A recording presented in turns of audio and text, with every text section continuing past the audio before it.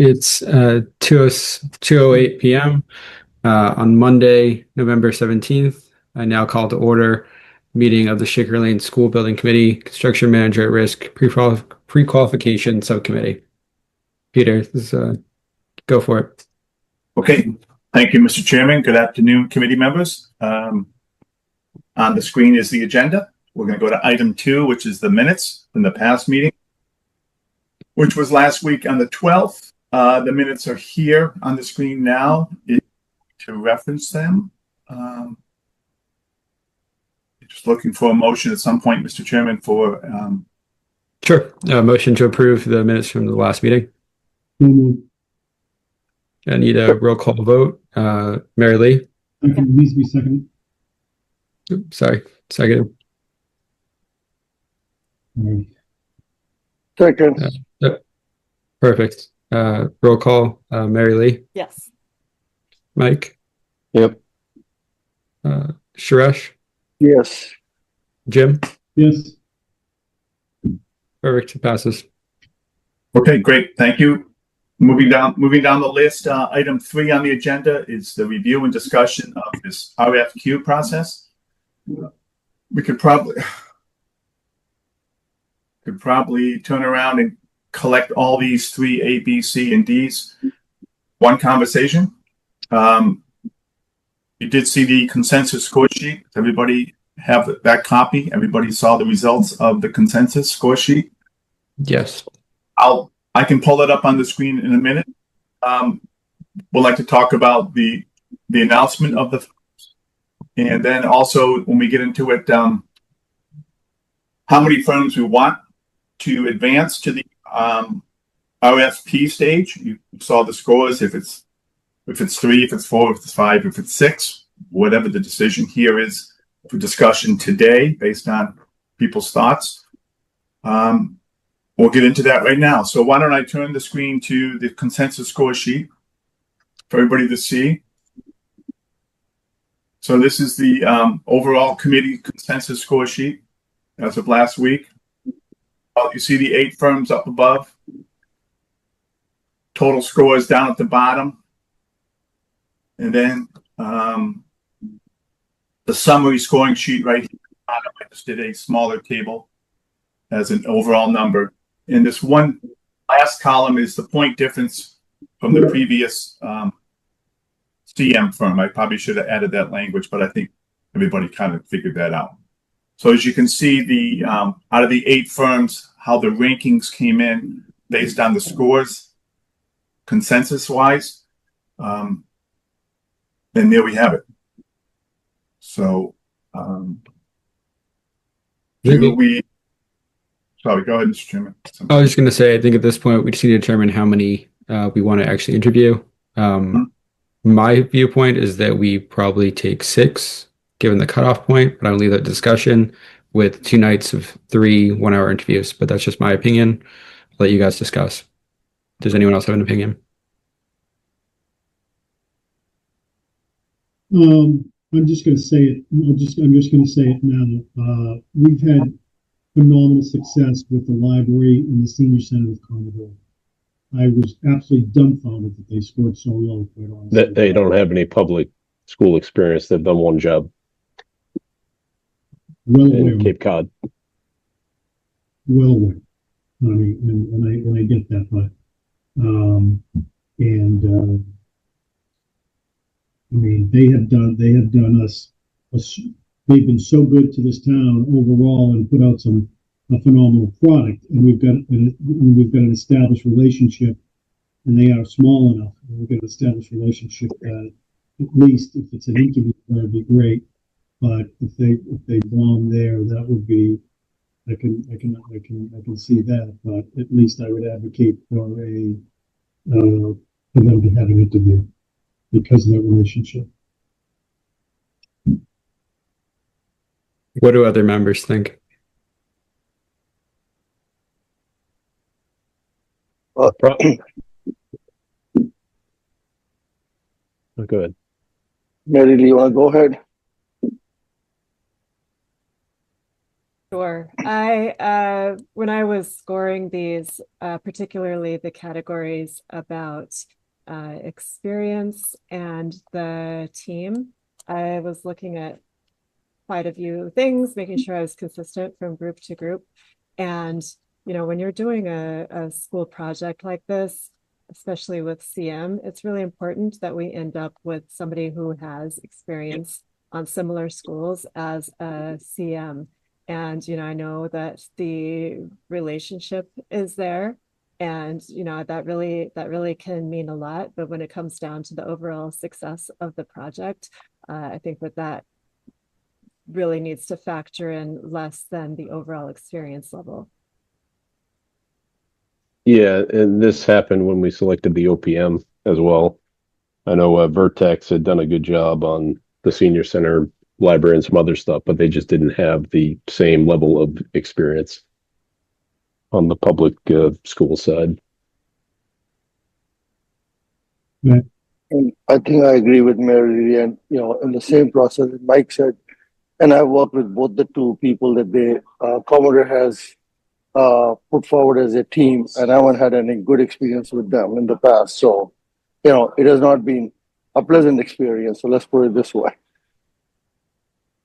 And the team is very young. I mean, the project manager just joined the firm, and the project executive has been there only a couple of years. So and the school experience they have is, yes, they have school experience, but then they don't have experience as a team. And I think the team experience is kind of relates to it, and also my personal experience with them. Fair enough. Yeah, they've gotten very big very quickly. Okay, fair enough. So with that being said, where do we want to cut this off, or do we want to interview all eight? I feel like, given what you guys have just said, likely we wouldn't interview Commodore, but I just want to, again, I respect your opinion, Jim. I viewed it as the top six. So there was a bit of a drop off in point rating after that, but again, leave it up to you guys.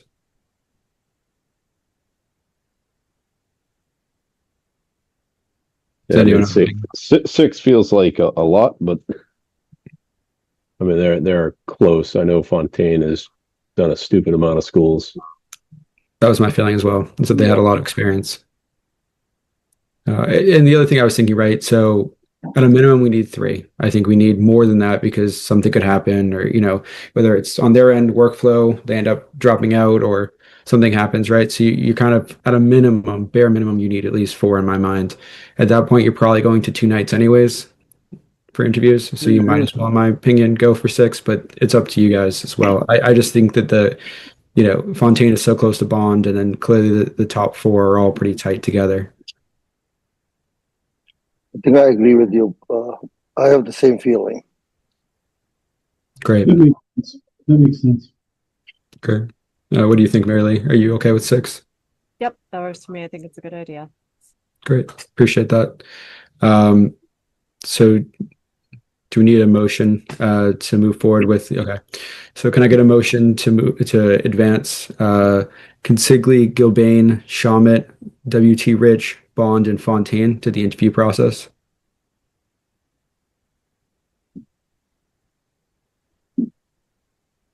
Can I get a second? Second. All right. Roll call. Mary Lee? Yes. Mike? I am a yes. Suresh? I'm a yes. Jim? Yes. And I'm a yes as well. All right. Very good. Thank you, committee members, for that discussion and decision and motion. So we have the 6 firms identified as just mentioned. Moving down to item 4. And the RFP, a little setback on my part. I didn't save what I was working on. I lost it. So I have to restart, which I'm underway with. And I'm also having some internal checking of my work on the RFP. So I will have that ready later today is my goal, to get it out to the committee. Ideally, I want to get it out tomorrow, certainly. I'm going to announce to the CM firms, all of them. I will prepare a letter on behalf of the committee. If agreeable today, send notification letters to all 8 firms, the top 6 that will get announcements that they have advanced to the RFP stage, and the 7th and 8th firm with announcements that they have not made it to the RFP stage. So that'll go out today, and I'll copy the committee on that as well, so you have a record of the letter. And then we'll finish the RFP and get that out to the team here to do a quick review, and then start the process. And we have a on-site briefing session scheduled for this Thursday, the 20th at 12:45. I have been in touch with the school department, the principal at the school, and they are in agreement that the briefing session can be held this Thursday. I recall we spoke last week that this Thursday would be beneficial to get it underway and allow the CM firms to familiarize themselves with the property and the site and the town and the surrounding area as well.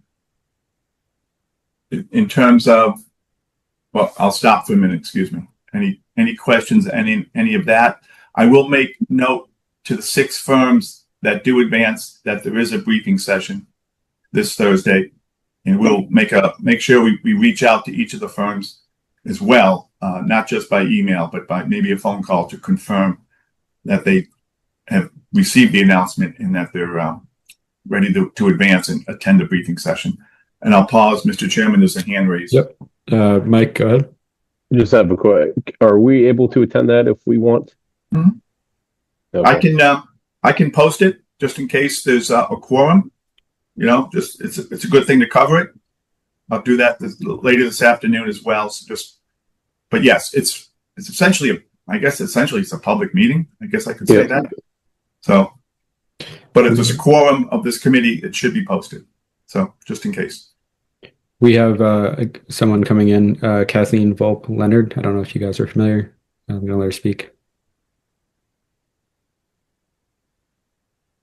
I'm all set, Mr. Chairman. Go ahead. Yep. Go ahead, Kathleen.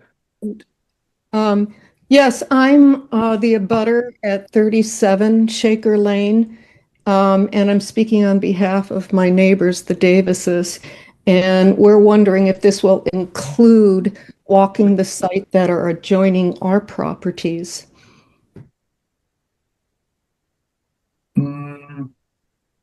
Want me to go ahead and take that, Mr. Chairman? Yeah, please, Peter. Yeah, no, Kathleen, no, we don't anticipate leaving the school grounds during the walkthrough. The purpose of the tour would be to allow the construction management firms, as they prepare their proposal to the committee, to familiarize themselves with the surrounding area, the school property and grounds itself, the anticipated schedule of construction activities that will be in front of us in the months ahead, and so they can prepare their plan when they submit their technical proposal and their price proposal to the committee for evaluation, and then after that point, so they can present similar illustrations and methodologies on how they attend to prepare for the work, perform the work, execute the work during their interview process. So that's the crux of the purpose of the on-site briefing session by the pre-qualification committee on behalf of the CM firms. Thank you. Mm-hmm. Thank you. Okay. I don't think there's any further discussion. You can go ahead, Peter. Okay, I'm sorry. Sure, thank you. Okay, so as mentioned, letters will go out, as I just mentioned a minute ago. I'll post the meeting for Thursday on the town's website in case there's a quorum by chance, which is fine. In terms of the schedule, let me move my mouse here. So on the screen, we have a series of dates this officially starts the RFP stage, essentially right now, this afternoon, tomorrow morning. And we're looking to conclude the RFP stage on the 17th of December, where there'll be an announcement or presentation or something by the pre-qualification committee to the full committee, building committee, for a recommendation on a firm that's selected to be the construction manager at risk based on the RFP process between now and then, along with the interviews that are scheduled to take place between now and then. We have here on the screen what we anticipated to be a submission date of the 5th of December. We can still keep these dates as shown. If by chance there needs to be a slight adjustment, we can always issue an addendum to the RFP stages. I've kind of used these dates already in the RFP rough draft. Again, we're going to issue an addendum anyways, because there'll probably be a series of questions from the CM firms that come out during the RFP process, in particular during the briefing session. There may be a series of questions and we'll have to issue an addendum to everyone. And if there needs to be an adjustment by chance to any of these dates shown, then we can do that. Let's just say by chance we don't, looking at a calendar for a minute. If we move the submission date beyond the 5th, say the 9th of December, this is all hypothetical, by the way, and people are available to do the interviews on Monday and Tuesday, December 15th and 16th, as opposed to the 9th, 10th, or 11th, yet to be determined, we'll issue an addendum accordingly. But again, that's kind of available to us as needed. But if it's okay with the committee, for the purpose of issuing the RFP, I'll stay the course with the dates listed. And again, if needed, addendum can simply be issued. It's normal operating procedures for things like this. Sounds good. Okay. That's 1, 2, 3, 4, 5 on the agenda. Number 6. Anything other business not reasonably anticipated in the last 48 hours? Nope. The next meeting date, didn't think about that yet.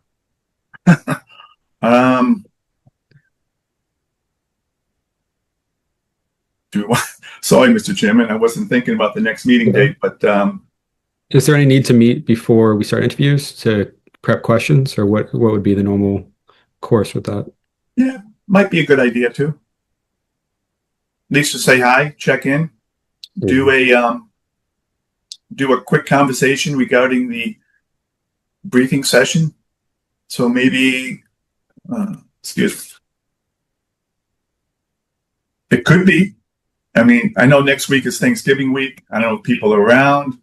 If you want to do a 15-minute hello check-in call on the 24th, 25th, or 26th, or even the following week when people get back, Monday or Tuesday, 1st or 2nd. Peter, I assume that you have some sort of scorecard or evaluation sheet that we'll use when going through the interviews and looking at the proposals? Correct. Yes. Similar. So I think if we could look at that sooner rather than later, then at that meeting we could also discuss any tweaks we'd like to make to that. Mm-hmm. It's a great idea. Thanks. Sure. Yeah. I'll kick that out to the committee as well. Great. Thank you. Mm-hmm. How do we feel about the first week of December? Sorry, go ahead. Yeah, through the chair, I think December 3rd or 4th could be a good day to have the pre-meeting. Sounds good. Just look at my. Yeah, I think that I just want to make sure I don't have a school committee meeting on the 4th. Give me 1 second. As you're thinking of that, Mr. Chairman, just a comment. If we do need to issue an addendum, I assume the committee would the committee like to vote on an addendum if there's going to be an extension in time, by chance. I'm not saying there's going to be, but if by chance there's so much information, if something's missing, or we need to respond to questions, and we need to push it beyond the 5th, does the committee want to have that decision? As opposed to, I don't mind if you want to give it to me. I'm not saying that, but I think the committee might want to voice a concern. So, with that said, I'm just sorry, I'm keep going here. With that said, it should be at least 48 hours in advance of the proposals being due. If we meet on the 3rd at 2 p.m. and the submissions are due on the 5th at 2 p.m., then it's not 48 hours, is kind of what I'm backing up. So it should be no later than the 2nd of December at 2 p.m. is my conversation here as I look at the calendar, manipulate dates and time. That's all. And committee certainly discuss this and make a decision. Does the 2nd at 2 o'clock work for everyone? Yep. Can we do a little earlier, because I have another building committee starting at 4 o'clock on same time, same day. Sure. Does anyone oppose to 1 o'clock on Tuesday the 2nd? Am I looking at that right? Make sure I get the right date. Yeah. Yeah. Tuesday the 2nd, 1 o'clock. Everyone works. Okay, great. Let's do that, Peter. Okay. So number 7 on the agenda, the next meeting date is Tuesday, December 2nd, 2025 at 1 p.m. That's great. At this time, do we have any other public comment? I don't see anyone raising their hand in the attendees, so I think we're good at that point. Unless, Peter, do you have anything else? Nothing further, Mr. Chairman. Could I have a motion to adjourn? So moved. Moved. There's a second. Second. Perfect. Roll call. Mike? Yep. Suresh? Yes. Mary Lee? Yes. Jim? Yes. And I'm a yes. Thank you all. Appreciate it.